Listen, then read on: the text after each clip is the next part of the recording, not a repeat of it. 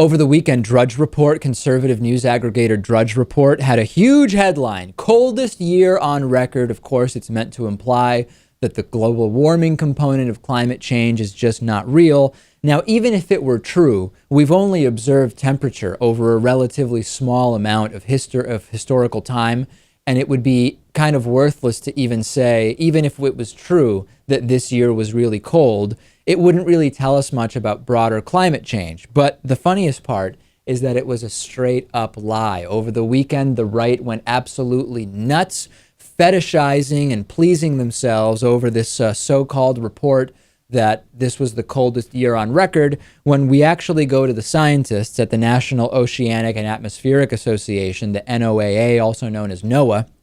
They indicated there's a very good chance that 2014 could be the warmest year on record. Sometimes, Lewis, slight distortions of the facts from the right, sometimes flat out stating the opposite in spite of all the evidence telling you that you're wrong. Quote, if we continue a consistent departure from average for the rest of 2014, we will edge out 2010 as the warmest year on record. That's an actual climatologist, ladies and gentlemen. It is true that parts of the eastern U.S. have been somewhat cold, relatively cold. We had a freezing cold winter.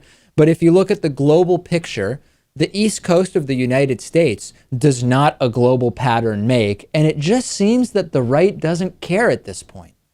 It's a shame that so many people are listening to conservative pundits and energy company lobbyists when it comes to these issues.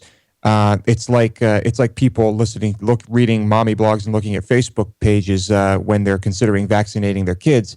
I mean, why don't you just consult the experts on this? It's pretty much unanimous across the board that things are getting warmer. And not only that, Lewis, listen to this double standard. Sometimes we hear from the right, when they accept evidence that the earth is warming, that it doesn't matter, or that we don't really need to worry about that. And at the same time, when they think they have data saying that it's cold, all of a sudden, the temperature matters big time, Lewis. Temperature matters hugely. We should be paying very close attention. And by the way, it's getting colder. Does it matter or not? Tell us and decide, and then let's go forward. What a flip-flopping double standard.